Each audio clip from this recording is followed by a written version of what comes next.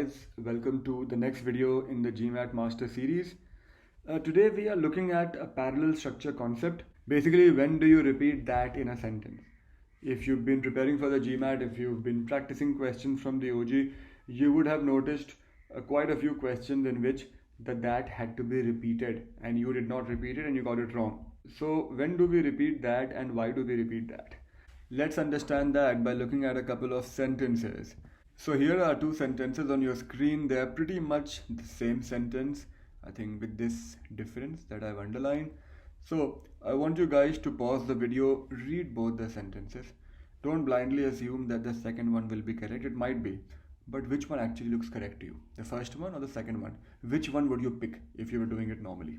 Okay, so I think a lot of you would pick the first one. At least that's the answer I get in my classes. And while you might know that we are doing a video on the use of double that's, so the second one will be correct. If you were absolutely honest, most of you would go with the first one. But even if you go with the second one, why are you going with the second one? Why do I repeat that? The GMAT is all about cutting down on the number of words, concision, redundancy. Why am I adding a that over there? And that boils down to the meaning of the sentence. Now, if you read the sentence, the teacher suggested that the students come to class on time and complete their homework assignments regularly. So if I ask you, how many suggestions is the teacher making? Would you say one or would you say two? You should say two because the teacher is suggesting two things. The first is students come to class on time. The second is students complete their homework regularly.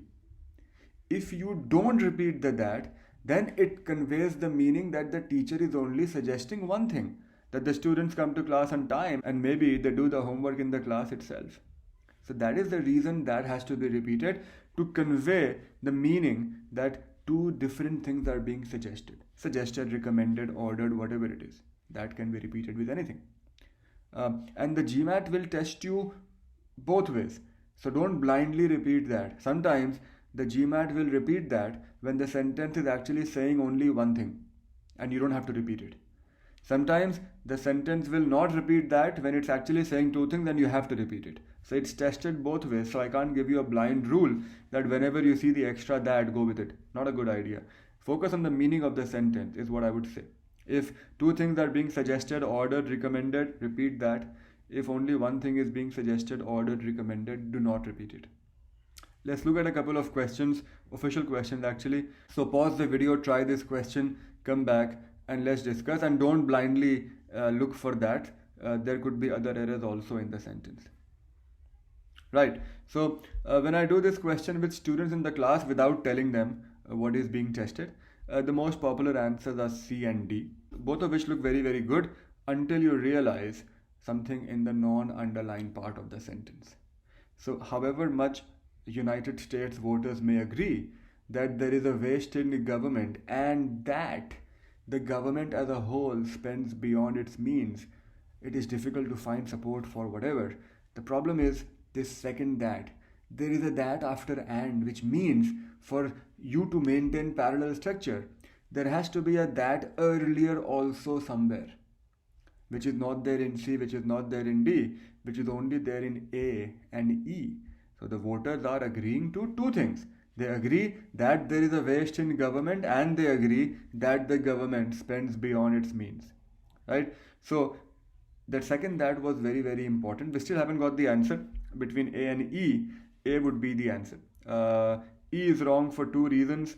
If you look at it from the meaning perspective, the sentence is actually giving you a contrast. That even though the voters agree to all these things, it is difficult to find support for a movement towards a minimal state.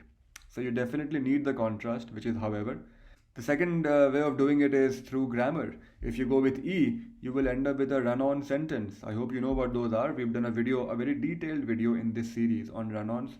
Go and watch that. You will find a link in the description below. So if you go with E, you've got two independent clauses, one before the comma, one after the comma. That's absolutely incorrect. Incidentally, a lot of people in A have a problem with the much. Now this has nothing to do with that, but just something that I noticed. A lot of people have a problem with much because they figure, how can much refer to voters? It can't, and it is not. Many will refer to voters. Much is not referring to voters, much is referring to the degree of agreement. That's what it is referring to, modifying. So it's absolutely correct. So this was a sentence in which that had to be repeated, and it was tricky. If you did not focus on the no underlying part, you would never get the answer. Try another one. Again, pause the video, try it, come back, and let's discuss. So if you do a first word split on this question, which is tricky by the way, a lot of people end up getting it wrong. A lot of them get it right, but for the wrong reason. So a lot of people tell me that the subject is index, which means singular. So we will go with the singular suggests. So A is out and B is out. So they're absolutely right when they say that singular suggests is what we want, but not because of index. That is not your subject. The subject is the rise, singular. So a lot of people get lucky on this question. The rise suggests whatever it suggests. So A and B are out, C, D, E. Now if you do a last word split, the rise suggests that the economy, whatever, but that. Do I want a that? Do I not? A lot of people blindly assume we do, suggesting two things. Is it suggesting two things? Let's read the sentence. The rise in the index of leading economic indicators suggests that the economy should continue its expansion into the coming months, but that the mixed performance of the index's individual components indicates that economic growth will proceed at a more moderate pace than whatever. So you see, the part after but is a separate thing altogether. It has got no relation with the rise in the index. The rise in the index suggests one thing, the mixed performance of the individual components indicates a different thing, and there is a that after indicates in any case.